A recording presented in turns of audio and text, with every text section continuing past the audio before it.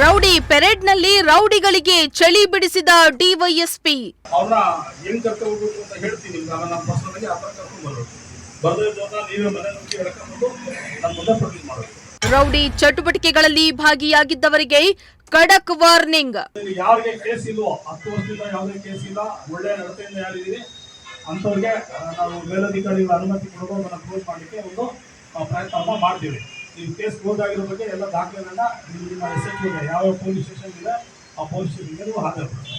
ಇಂದು ಶಿರಾನಗರದ ಉಪ ವಿಭಾಗ ಕಚೇರಿ ಆವರಣದಲ್ಲಿ ವಿವಿಧ ಅಪರಾಧ ಪ್ರಕರಣಗಳಲ್ಲಿ ಭಾಗಿಯಾಗಿರುವ ರೌಡಿ ಶೀಟರ್ಗಳಿಗೆ ಪೊಲೀಸರು ರೌಡಿ ಪೆರೇಡ್ ನಡೆಸಿದ್ರು.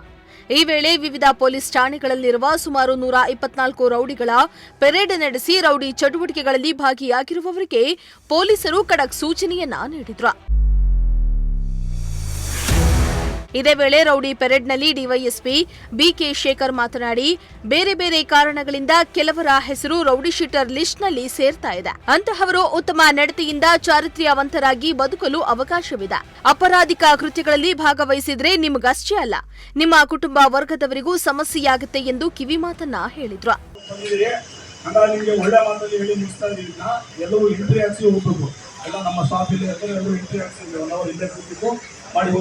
ಯಾರು ಬಂದಿಲ್ಲ ಎಲ್ಲ ಆಫೀಸರ್ಸ್ ಹೇಳ್ತಿದ್ದೀನಿ.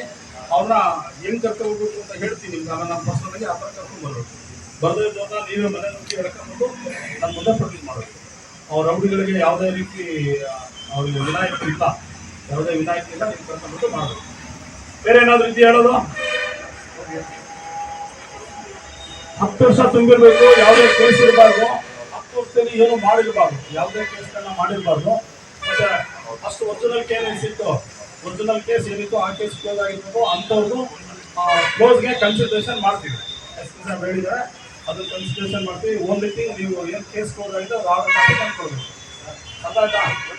ಇನ್ನು ಮುಂದುವರೆದು ಮಾತನಾಡಿದ ಅವರು, ಶಿರಾನಗರ ಸೇರಿದಂತೆ ಗ್ರಾಮಾಂತರದಲ್ಲಿರುವ ರೌಡಿ ಶೀಟರ್ ಲಿಸ್ಟ್ನಲ್ಲಿರುವ ಕೆಲ ರೌಡಿಗಳು ಅಪರಾಧಿ ಕೃತ್ಯಗಳಲ್ಲಿ ಇತ್ತೀಚೆಗೆ ಕಾಣಿಸಿಕೊಳ್ತಾ ಇಲ್ಲ. ಅಂತವರಿಗೆ ಉತ್ತಮ ರೀತಿಯಲ್ಲಿ ಬದುಕಲು ಸಮಯ ನೀಡಲಾಗಿದೆ. ಇನ್ನು ಯಾರು ಈ ಸಹಿ ಹಾಕಲು ಒಪ್ಪೋದಿಲ್ವೋ ಅಂತವರ ಮನೆಗೆ ಹೋಗಿ ಎಳೆದುಕೊಂಡು ಬರಬೇಕೆಂದು ಅಧಿಕಾರಿಗಳಿಗೆ ಸೂಚಿಸಿದ್ರು. ಇನ್ನು ನ್ಯಾಯಾಲಯದಲ್ಲಿ ಪ್ರಕರಣ ಮುಗಿದಿರುವ ವ್ಯಕ್ತಿಗಳ ಚಲನವಲನಗಳನ್ನ ಗಮನಿಸಿಕೊಂಡು ರೌಡಿ ಶೀಟರ್ನಿಂದ ಕೈ ಬಿಡಬಹುದಾ ಅಥವಾ ಬೇಡವಾ ಎಂಬುದನ್ನ ಪರಿಶೀಲಿಸಲಾಗುವುದು ಎಂದು ತಿಳಿಸಿದ್ದಾರೆ. ಆಯ್ತು, ಯಾರೆಲ್ಲ ನೋಡ್ತೀವಿ, ಸ್ಟೇಷನಿಂದ ಬರ್ತಾರೆ, ಯಾರೆಲ್ಲ ನೋಡ್ತೀವಿ, ಆಗಲಿ ಮಾಡ್ತೀವಿ. ಏನಾದ್ರು ಹೇಳೋದಿದೆಯಾ? ಬೇರೆ ಏನಾದ್ರು ಹೇಳಿದ್ಯಾ? ಈಗ ನಿಮ್ಮ ರೈತರು ನೀವು ಕರ್ಕೊಳ್ಳಿ, ರೈತರುಗಳು ಕನ್ಸರ್ನ್ ಆಫೀಸರ್ಸು ಕರೆದವ್ರನ್ನೆಲ್ಲ ರೌಡಿ ಶೀಟ್ಸ್ ಅಪ್ಡೇಟ್ ಮಾಡಿ. ನಮ್ಮ ಉಪವಿಭಾಗದಿಂದ ಎಲ್ಲ ಪೊಲೀಸ್ ಠಾಣೆಗಳಿಂದ ಬಂದಿದ್ದೀರಾ. ಶಿರಾ ಟೌನು, ಕಳ್ಳಂಬೆಳ್ಳ, ತಾವರೆಕೆರೆ, ಹಾಗೆ ಗುಬ್ಬಿ ಇದೆ, ಚೇಳೂರು, CS ಪುರ ಎಲ್ಲ ಸ್ಟೇಷನಿಂದ ನೀವೆಲ್ಲರೂ ಬಂದಿದ್ದೀರಾ. ಅರ್ಥಾಯ್ತಾ? ಕಾನೂನಿಗೆ ಗೌರವ ಕೊಟ್ಟು ಬಂದಿದ್ದೀರಾ. ಹಂಗಾಗಿ ನಿಮ್ಮಲ್ಲಿ ಯಾರಿಗೆ ಕೇಸ್ ಇಲ್ವೋ, 10 ವರ್ಷದಿಂದ ಯಾವುದೇ ಕೇಸ್ ಇಲ್ಲ, ಒಳ್ಳೆ ನಡತೆಯಿಂದ ಯಾರಿದ್ದೀರಿ ಅಂಥವ್ರಿಗೆ ನಾವು ಮೇಲಧಿಕಾರಿಗಳ ಅನುಮತಿ ಕೊಡೋದು ಅದನ್ನು ಕ್ಲೋಸ್ ಮಾಡಲಿಕ್ಕೆ ಒಂದು ಪ್ರಯತ್ನ ಮಾಡ್ತೀವಿ. ನೀವು ಕೇಸ್ ಕ್ಲೋಸ್ ಆಗಿರೋ ಬಗ್ಗೆ ಎಲ್ಲ ದಾಖಲೆಗಳನ್ನ ನಿಮ್ಮ SHO ಯಾವ ಪೊಲೀಸ್ ಸ್ಟೇಷನ್ ಇದೆ ಆ ಪೊಲೀಸ್ ಸ್ಟೇಷನ್ಗೆ ನೀವು ಹಾಜರುಪಡಿಸಿ.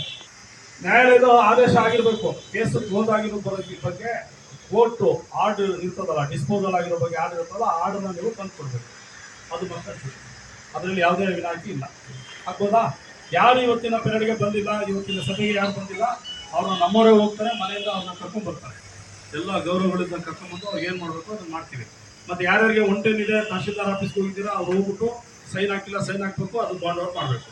ನಿಮ್ಗೆ ಗೊತ್ತಿರಲಿ, ಒಂದ್ಸಾರಿ ಸೈನ್ ಹಾಕಿ ಬಂದಾದ್ಮೇಲೆ ಮತ್ತೆ ನೀವು ಗಲಾಟೆ ಏನಾದರೂ ಮಾಡ್ಕೊಂಡ್ರಿ ಹಾಗೆ ಅಂದರೆ ನೀವು ಬಾಂಡ್ ಎಷ್ಟು ಬರ್ಕೊಟ್ಟಿರ್ತೀರಾ ಅಷ್ಟು ಮುಟ್ಗೋಲಾಗ್ತದೆ. 1 ಲಕ್ಷ ಅಂದರೆ 1 ಲಕ್ಷ, 10 ಲಕ್ಷ ಅಂದರೆ 10 ಲಕ್ಷ, ಅದು ಅಮೌಂಟು ಮುಟ್ಗೋಲಾಗ್ತದೆ. ಯೂಶಲಿ 5 ಲಕ್ಷ ಬರೀತಿದ್ದಾರೆ, ಹೌದಾ?